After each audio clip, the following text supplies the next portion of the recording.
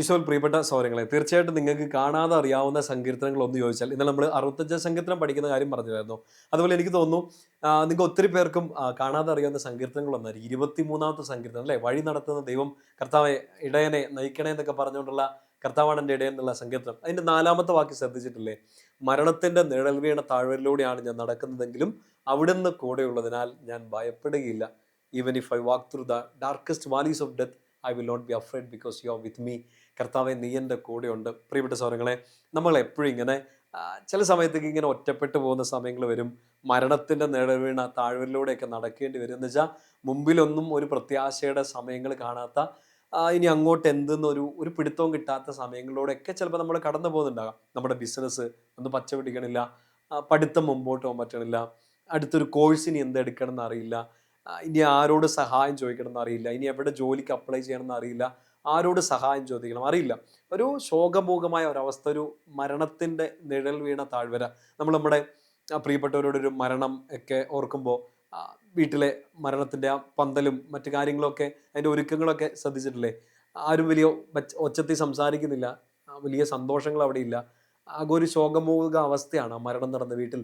ഇത് ശരിക്കും പറഞ്ഞാൽ ലിറ്ററലി നമ്മുടെ ജീവിതത്തിൽ ചിലപ്പോൾ ദിവസങ്ങളോടെ ഇതിങ്ങനെ നിന്നേക്കാം. മരണത്തെക്കുറിച്ചല്ല പറയുന്നത്, പക്ഷെ മരണം പോലെ തന്നെ സങ്കടം പിടിച്ച ചില ഇരുട്ടുകളിലൂടെ നമ്മൾ കടന്നു പോകേണ്ടി വരും. ഒരു വെട്ടം പോലും കിട്ടാത്ത സമയങ്ങൾ വരും. അതാ വചനം നമുക്ക് മനസ്സിലാക്കാൻ എളുപ്പമാണെന്ന് തോന്നുന്നത്. മരണത്തിൻ്റെ നിഴൽ വീണ താഴ്വര. ജോലിയില്ലാത്തൊരവസ്ഥയെക്കുറിച്ച് നിങ്ങൾ ചിന്തിച്ച് നോക്കിയേ. ഇപ്പോൾ ഉള്ള ജോലിയിൽ അതിന്ന് അവിടുന്ന് നിങ്ങളെ പറഞ്ഞു വിടും എന്നുള്ളൊരവസ്ഥ, അല്ലെങ്കിൽ ആ നിൽക്കുന്ന ജോലി നിങ്ങൾക്ക് ഹൈ പ്രഷർ നിങ്ങൾക്ക് തന്നുകൊണ്ടിരിക്കുകയാണ്. നിങ്ങൾക്കൊന്നും ഉദ്ദേശിക്കുന്ന രീതിയിൽ കാര്യങ്ങൾ ചെയ്യാൻ പറ്റുന്നില്ല. നിങ്ങൾ പഠിക്കുന്ന സ്ഥലങ്ങൾ, താമസിക്കുന്ന ഹോസ്റ്റൽ, നിങ്ങളായിരിക്കുന്ന രാജ്യത്തെ ചിലപ്പോൾ ചില അരക്ഷിതാവസ്ഥകൾ എല്ലാം ഇങ്ങനെ വീർപ്പ് മുട്ടിക്കായിരിക്കും. മരണത്തിൻ്റെ ഈ നിഴലിങ്ങനെ വീണുകൊണ്ടിരിക്കുകയായിരിക്കും. ഒരു ഒരു സന്തോഷമില്ലാത്ത അവസ്ഥ. പക്ഷേ സങ്കീർത്തനം നമ്മുടെ മുമ്പിൽ പറഞ്ഞു തരികയാണ്, ഞാൻ ഭയപ്പെടത്തില്ലെന്ന്.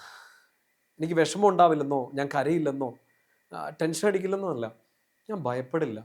ഈ ഈ ഈ അരക്ഷിതാവസ്ഥ, ഈ ഇല്ലായ്മ, ഈ ഇരുട്ട്, ഈ ജോലിയില്ലാത്ത അവസ്ഥ, വീട്ടിലെ ഈ പ്രശ്നങ്ങൾ, ജോലി സ്ഥലത്തെ പ്രഷർ, പഠിത്തത്തിൻ്റെ വർക്ക് ലോഡ്, ഞാൻ പേടിക്കത്തില്ല.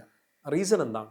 എന്നിലുള്ള ആത്മവിശ്വാസമോ, ഞാൻ പണ്ടൊക്കെ വലിയ കാര്യങ്ങൾ ചെയ്തു, ഇതിൻ്റെ ഒരു ബലമോ, എനിക്ക് നാളെ എല്ലാം നന്നായിട്ട് പ്ലാൻ ചെയ്യാൻ പറ്റും, ഈ ഒരു ബലത്തിലൊന്നും അല്ല, ഒരു ഒരു ഒരു ബുദ്ധിയിലും ആശ്രയിച്ചിട്ടുമല്ല.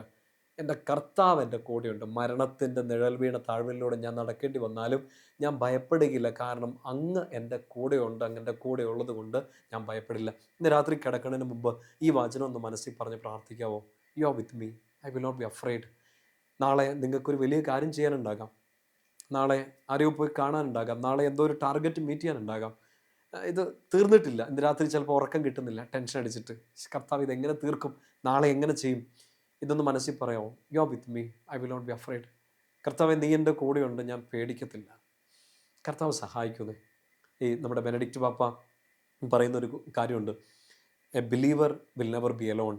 വിശ്വസിക്കുന്ന ഒരുത്തൻ ഒരിക്കലും ഒറ്റയ്ക്കായി പോവില്ല എന്ന്. പ്രത്യേകിച്ച് ഇതുപോലെ മരണതുല്യമായ ഭയങ്ങളുടെ സമയത്ത് you will never be alone.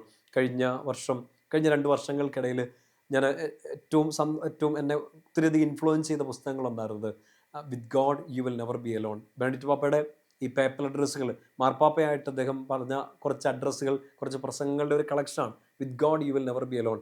കർത്താവുള്ള ഒപ്പം നീ ഒറ്റയ്ക്കായി പോകത്തില്ല, കർത്താവ് കൂടെയുള്ളവൻ ഒറ്റയ്ക്കായി പോകില്ല. ബുക്കിൻ്റെ ടൈറ്റിൽ അങ്ങനെയാണ്. വളരെ സുന്ദരമായൊരു പുസ്തകമാണ്. ഞാൻ അതിനെക്കുറിച്ച് കണ്ട കുറേ നാൾ മുമ്പ് ആ പുസ്തകം നിങ്ങളെ പരിചയപ്പെടുത്തിയെന്ന് എൻ്റെ ഓർമ്മ.